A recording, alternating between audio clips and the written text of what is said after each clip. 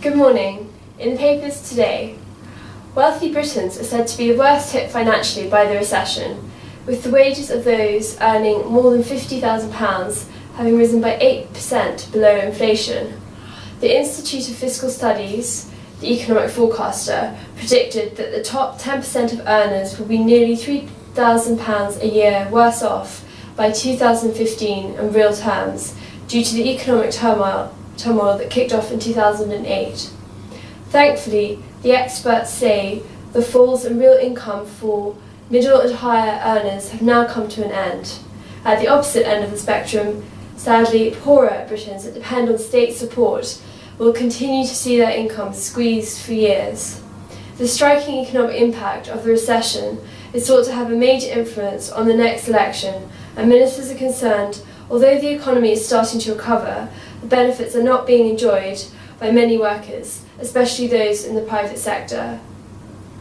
In property news, London's exclusive property prices have been given a wake-up call, as even the richest sector of buyers are feeling the pressure of London's inflated property market, with prices falling in Knightsbridge and Belgravia. Knight Frank has witnessed much more popularity in prices valued below £2 million, avoiding the Chancellor's budget stamp duty hike.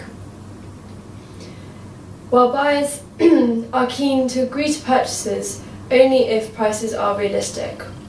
Overall sales of London prime property rise by 17% in the first few months of this year, but the boost was focused on lower price brackets.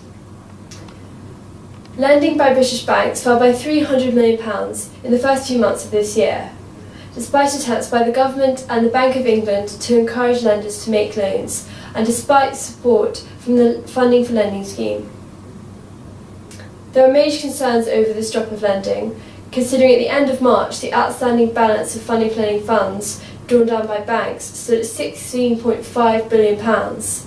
The Funding for Lending scheme has been set in stone for over a year, and it is alarming that the usage of the scheme has dropped substantially since the end of 2012. Yet the banks argue that many smaller companies are unwilling to borrow in the middle of economic uncertainty, and big companies often do not need to borrow thanks to the strong bond market. And finally, in employment news, Britain has a stronger chance of pushing employment levels for the 2.4 million non-working women who would like jobs, if more can be done to accommodate flexible working, according to the chair of the government-appointed Women's Business Council.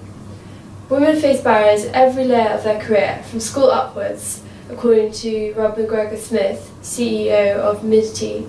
Her council hopes to boost enterprises, saying there could be 1 million more enterprises if women started businesses at the same rate as men. The report shows that if the female labour force participation rate could be raised to the male rate, it would add 0.5% points a year to growth, adding 10% to GDP by 2030. The council says that a cultural change is required in career advice, while the government shook up last year. Flexible working needs to be encouraged so that employment contracts reflect the job rather than when and where it is done, and this must mean avoiding terms such as part-time and full-time work.